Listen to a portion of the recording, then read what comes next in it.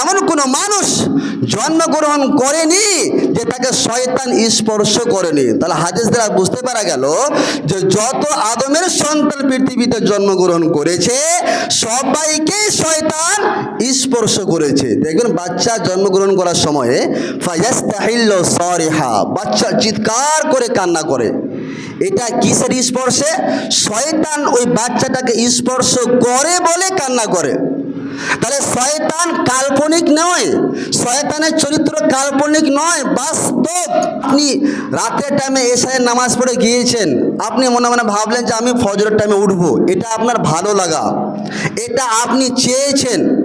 কিন্তু দুর্ভাগ্যক্রমে যখনই ফজরের আজান হলো তখন হাদিসে রয়েছে শয়তান ওই ঘুমান্ত ব্যক্তিকে বলে নাম নাম নাম, ঘুমাও ঘুমাও ঘুমাও, ইন্নাল লাইলা তাবিল, রাত অনেক লম্বা রয়েছে। এরকম মনে হয় না যখন ফজর আজান দেয়, আরে আধ ঘন্টা একটু ঘুমাই না, আজান তো হলো, নামাজ তো পড়বো, আধ ঘন্টা ঘুমায়। আধ ঘন্টা ঘুমানোর পরে আরেকবার আপনি ভাবছেন আর একটু ঘুমিয়ে যায়, এই করতে করে দেখলেন যে সকাল হয়ে গেছে।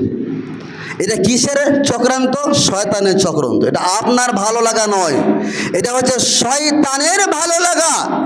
শয়তান বাস্তবে আপনার ক্ষতি করে। সালাত কেন এত গুরুত্বপূর্ণ? আল্লাহ রাব্বুল আলামিন মানুষদেরকে যতগুলো ইবাদত করতে বলেছেন প্রত্যেকটা ইবাদতের শর্ত আছে, শর্ত নেই তো ইবাদত নেই। কিন্তু নামাজ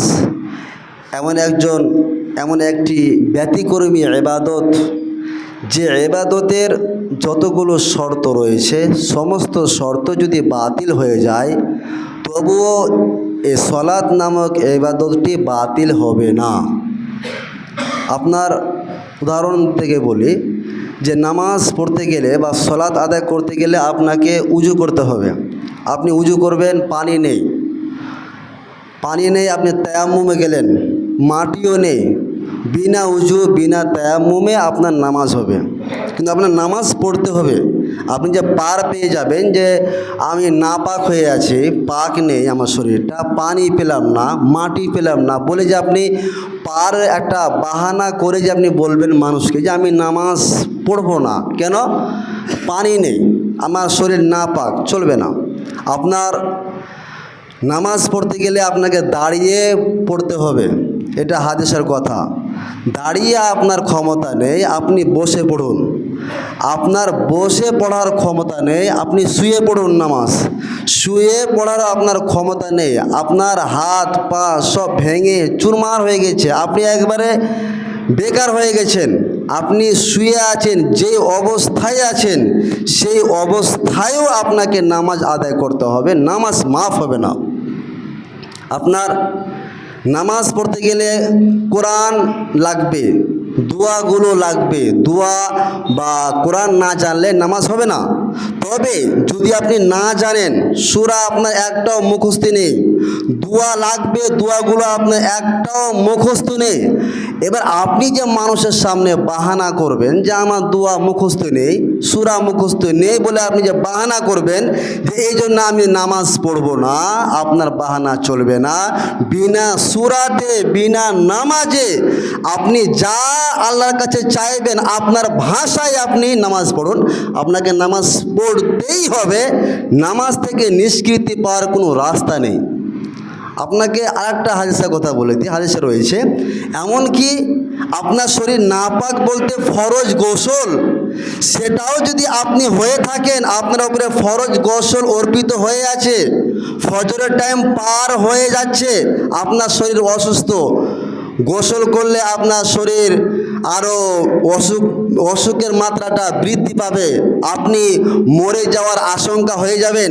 এইরকম যদি আপনার ভয় থাকে, সেই নাপাক অবস্থায়ও আপনাকে ফজরের নামাজ আদায় করতেই হবে। নামাজ পড়া থেকে নিষ্কৃতি পাওয়ার কোনো রাস্তা নেই।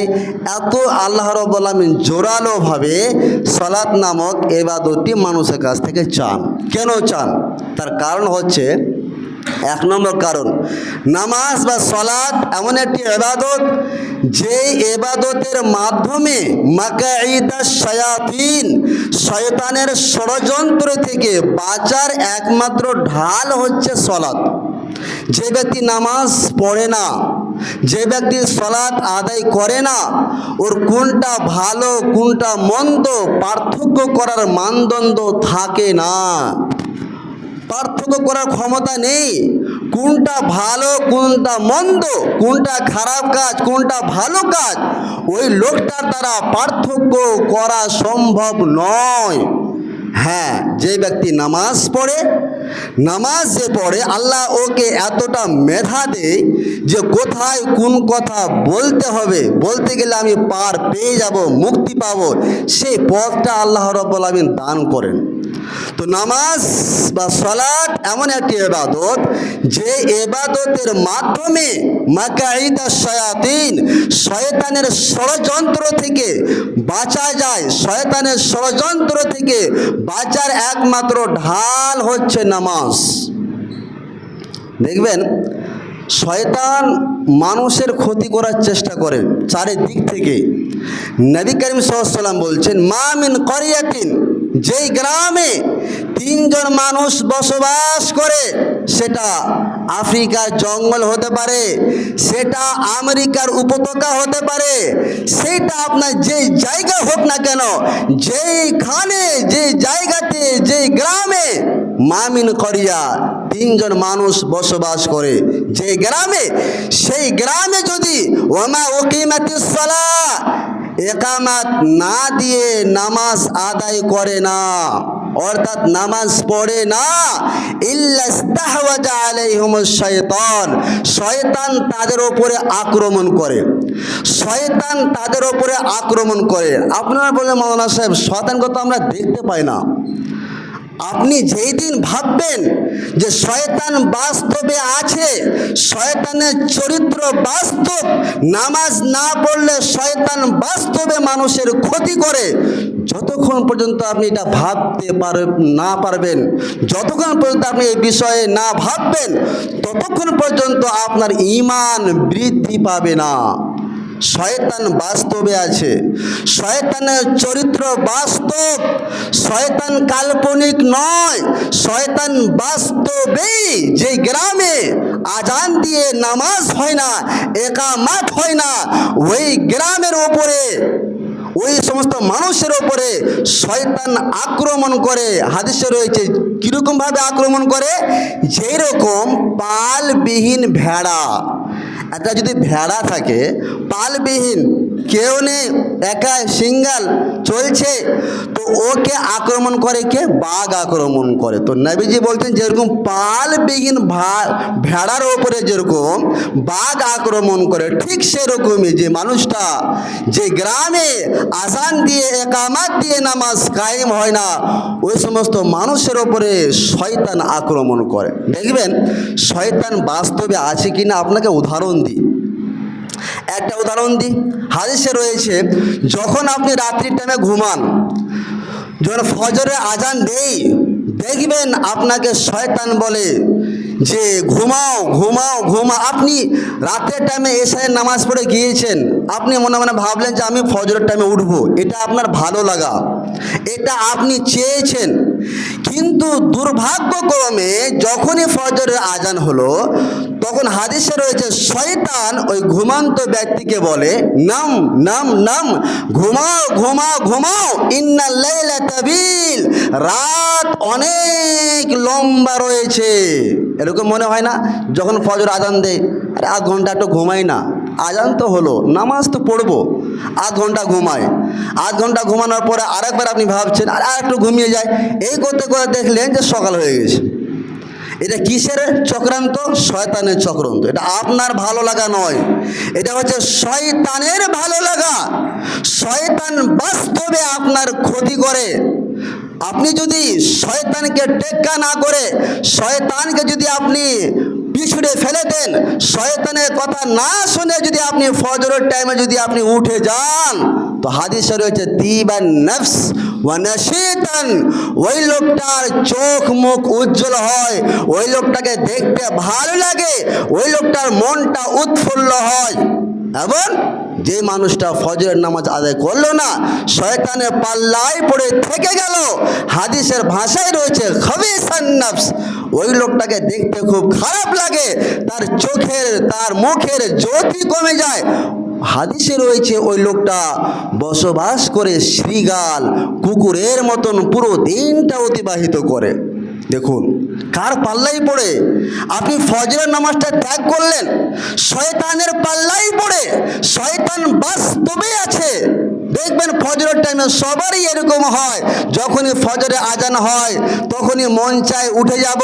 আপনি এশারের টাইমে মনে মনে ভাবলেন, কিন্তু ফজরের টাইমে শয়তান আপনাকে কুমন্ত্রণা দেয়, না উঠবে না, খবরদার উঠবে না, রাত অনেক লম্বা রয়েছে। শয়তান আপনার এত বড় দুশমন, যার সাথে আপনার লড়াই হয়েছে 1 বছর আগে, 2 বছর আগে, বা আমরা মনে মনে ভাবি বা মনে করি যে আমেরিকা, ইউরোপ এরা হচ্ছে আমাদের সবচেয়ে বড় দুশমন। আমি আপনাকে বলি, তাদের থেকে বা আপনার যে সবচেয়ে বড় দুশমন এলাকাতে রয়েছে, তার থেকে সবচেয়ে বেশি বড় দুশমন হয় আপনার শয়তান। সবচেয়ে বড় দুশমন যদি দুনিয়াতে থাকে, তার নাম হচ্ছে শয়তান, যেটা আপনার কাছেই থাকে। আল্লাহ রাব্বুল আলামিন কোরআন মাজিদের মধ্যে বলছেন, ইন্নাশ শাইতানা লাকুম আদুউম মুবিন, নিশ্চয়ই শয়তান তোমাদের প্রকাশ্য দুশমন, নিশ্চয়ই শয়তান তোমাদের প্রকাশ্য শত্রু। শয়তান কত বড় আপনার ক্ষতি করে, হাদিসে রয়েছে যুয়্যিনা লাহুমুশ শাইতানু মা কানু ইয়ামালুন। শয়তান তার কাজগুলোকে মানুষের সামনে সৌন্দর্য করে তোলে। শয়তান মানুষের সামনে তার কাজগুলোকে সৌন্দর্য করে তোলে। কিরকম? গান শোনা আপনার লাভ নেই, 1 ইঞ্চিও লাভ নেই। বিশ্বাস না হলে আপনি আজকে যাবেন এই জুমার নামাজ পড়ার পর বাড়ি গিয়ে আপনি 1 ঘন্টা একটা ফিল্ম দেখবেন, অথবা 1 ঘন্টা আপনি গান দেখলেন। গান দেখার পরে তারপরে আপনি ক্যালকুলেশন করবেন যে গান শুনে আমার কতটা লাভ হলো। 1 ইঞ্চিও আপনার লাভ নেই, 1 ইঞ্চিও না। আপনি ট্রাই করুন, অথবা আপনার বিগত 5 বছর 10 বছর থেকে আপনার কাছে বড় ফোন আছে, আপনি ফোন দেখছেন, গান দেখছেন, রিলস দেখছেন, ফিল্ম দেখেছেন, আপনার কতটা লাভ হয়েছে আপনি ক্যালকুলেশন করুন। লাভ 1 ইঞ্চিও নেই। গান শোনা এটা আপনার লাভ নয়, এটা শয়তানের লাভ। শয়তানের কাজকে আপনার সামনে এমনভাবে সৌন্দর্য করে তুলেছে যে আপনি মনে মনে ভাবছেন যে গান শোনা এটা আমার আনন্দ, কিন্তু আপনার আনন্দ নয়, এটা শয়তানের আনন্দ। আপনি বুঝেননি। যেটা আপনাদেরকে বোঝাতে চাইছিলাম যে শয়তান বাস্তবে আছে, কাল্পনিক নয়। দেখবেন যখন কোনো বাচ্চা জন্মগ্রহণ করে, তো জন্মগ্রহণ করার সময় দেখবেন বাচ্চা কান্না করে। হাদিসে রয়েছে, মা মিন মাউলুদিন ইল্লা ওয়াশ-শাইতানু ইয়ামাসসুহু, পৃথিবীতে এমন কোনো মানুষ নেই যে তাকে শয়তান স্পর্শ করেনি।